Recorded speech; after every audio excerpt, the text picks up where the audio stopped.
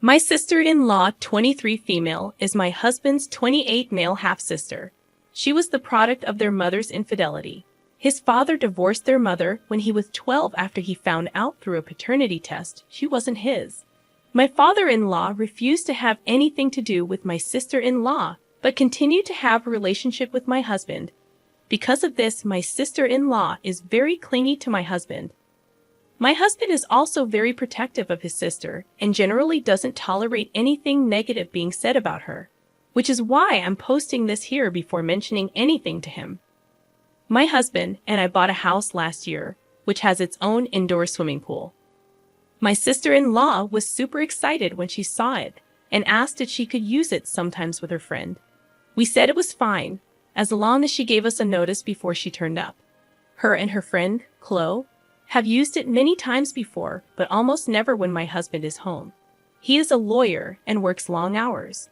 With lockdown, my husband has started to work from home. My sister-in-law asked me if she and Chloe could come over and use the pool. I told her I was uncomfortable with them coming over as I'm pregnant and don't want to accidentally expose the baby to anything risky. My sister-in-law then asked if she and Chloe quarantined for 2 weeks. Would they be able to come over? My husband said it was fine. 2 weeks later, they turn up to my house. My husband was in his office, so they go straight to the pool after making small talk. My husband ends up coming out after an hour, and we're hanging out in the kitchen. My sister-in-law walks in to get a drink, and she starts talking to my husband. Before she goes back to the pool, she says, "Chloe's going to be so happy to see you." It was weird because my husband and Chloe aren't close. Chloe comes into the kitchen 2 minutes later and spends the rest of her time talking to my husband until he excuses himself to get back to work. She's super giggly and smiley when she talks to him. He would say something sarcastic, and she would laugh like it was the funniest joke she's ever heard. It honestly felt like she was flirting with him. Before she went back to the pool, she gave me this weird smirky look. Before they leave, they asked my husband if he's working from home every day of the week. He confirms he is. The next 2 weeks, they come over to the house to swim every single day. Except Chloe never gets in the water. Instead, she hangs around the house in her bikini. She was previously wearing a one-piece if it makes a difference, every single day. Whenever my husband comes out to hang around me, she quickly interrupts him and keeps him talking until he has to go back to work. I made lunch for us all, and when I excused myself to call my husband down, my sister-in-law quickly stopped me and said Chloe could call him for me. They shared a look, and Chloe looked really happy when she went to get him. Chloe has also started to get touchier with my husband.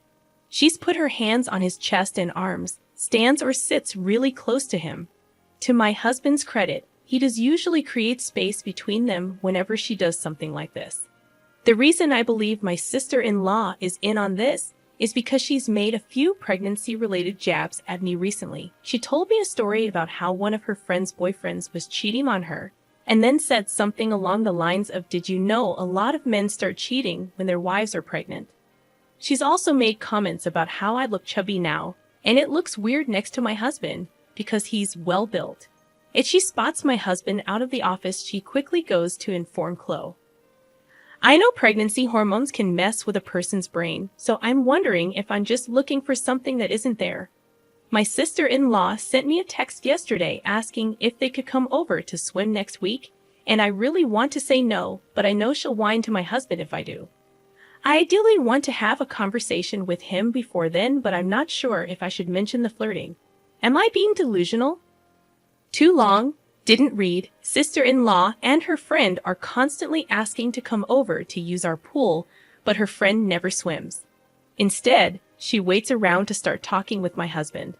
She seems very flirtatious whenever she talks to him, but I'm not sure if it's just pregnancy hormones getting to me.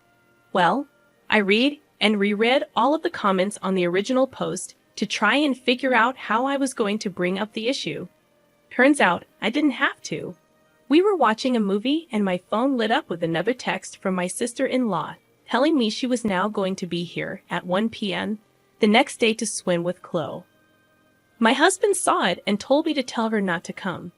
This is really weird behavior for my husband because he tends to do anything to accommodate my sister-in-law and very rarely refuses her anything. I asked him if something had happened, and he shrugged it off, and we kept watching the movie. A few minutes later, he paused the movie and said he wanted to ask me a question. He asked if I'd noticed Chloe never swam when she came to our house. I wish I could say I was calm and collected like the comments were advising, but I ended up laughing hysterically. I was honestly just so relieved he brought it up instead of me having to be the one to do it. I think my husband thought I was losing my mind. When I finally stopped laughing, he repeated the question and said he wanted a serious answer. I said, "Of course I've noticed," and he awkwardly replied, "So, you must have noticed the other thing too." To summarize the conversation that followed, my husband hadn't noticed Chloe was flirting with him the first few days because he was so busy with work. He wasn't really paying attention to anything else. He said when she started getting handsy is when he suddenly had the light bulb moment that she was into him. He says he didn't want to unnecessarily stress me out, so he never mentioned anything, but he was worried I'd noticed too and thought he was interested because he hadn't immediately shut it down. He realized we would eventually have to have this talk, but he wasn't sure how to bring it up. Oh, the irony. He did privately speak to Chloe and told her he was happily married and wasn't interested in starting anything with anyone else. Apparently, she never took him seriously because she kept doing it. In the end, he called his sister on Sunday to tell her either she got her to stop or Chloe couldn't come over anymore. His sister ended up having a tantrum and said a few nasty things about me / the baby / our relationship. She insisted I was somehow behind his request and made some comments about how I was controlling and insecure because I looked like a beach whale and Chloe was younger and hotter. He was pretty pissed at this and said if she said something like that about me again, he would stop speaking to her. She claimed I had baby trapped him, and when my husband pointed out we were already married so I didn't need to trap him, and that he was the one who wanted to start a family, she kept insisting I had manipulated him into feeling that way. She claimed he was unhappy in our relationship and he always looked tired because I was forcing him to slave away to fund my fancy lifestyle. Whilst I sat on my ass all day, he pointed out he chose to be a lawyer knowing he would have to work long hours, and I had only recently left my job, so her accusations were baseless. She said some other stuff along the same lines, but the thing that made my husband finally snap was when she said the baby was already ruining everything, and it was just going to get worse when it was born, and he should have dragged me to the abortion clinic whilst he had the chance. He told her neither her nor Chloe were welcome in our home anymore until they apologized for how they'd been behaving and for the things my sister-in-law said. He said he wasn't sure he could ever forgive or forget what she'd said about our child, even if she did apologies, and he couldn't believe she would even think something like that, let alone say it. Apparently, she started crying and said she was sorry, that she didn't mean it, and she was just scared to lose him, and that she wasn't thinking clearly. He hung up on her. He showed me his phone, and she's been calling him and texting him since, begging him to reply. He asked if she'd said anything to me. I was debating whether to say anything or not, but he kept insisting he knew she had said something, and he wanted to know what it was. I told him the things I mentioned in the original post and a few other things she had said.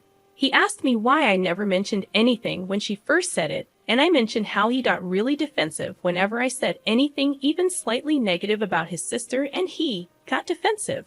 I pointed out he was doing it again, and after some back and forth he admitted that maybe he was a little bit defensive when it came to her, but he promised to stop, and he wanted to make sure we could talk about anything, including his sister. He ended up mentioning wanting to try couples counseling.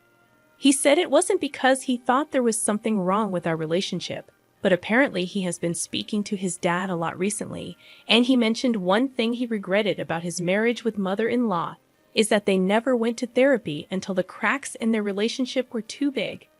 In his current marriage they go, and it's helped him avoid the mistakes of his first marriage. I agreed, so we're probably going to try that soon. My husband thinks my sister-in-law will eventually turn up even if we tell her not to, but he promised he'd deal with her if she does. So, Reddit, I guess you were right. I really did just need to speak to him. Thanks for the advice and comments. I enjoyed reading them all. Story 2. My husband slapped my best friend for staring at my breasts. Me and my husband have been together for 5 years and married for 1 year. I just had a baby several months ago, and I'm breastfeeding her. Before my pregnancy, I was a B cup. But after having a baby, my breasts have increased to DD. My husband, of course, loves the increase in my chest size and has lately been expressing sudden bouts of jealousy if anyone showed a little too much attention to me. The weekend before, both of our families and friends gathered together for a family celebration. Everyone congratulated us on the baby and oohed and awed, all of that usual stuff.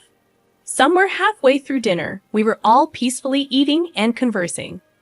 My best friend, we'll call her Amy, was staring a long time at my breasts, and I said, "You look like you want a taste of my Norks," and we both laughed.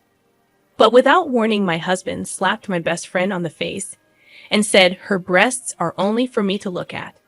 Amy was stunned, and she immediately left the table while I looked at my husband in shock and asked what the fuck was he thinking. He said, "Sorry, I'm a bit territorial." Now, he knows the way Amy and I joke around, and he's never acted this jealous before. And over what? Her gazing at my breasts that long? Why wouldn't she or anyone I know for that matter? They're double D's now, for Christ's sake. His parents saw everything, everyone did, and they said that he has every right to defend his territory. I'm sorry, are we animals? I went after Amy, who was crying and already had an angry red mark on the side of her face.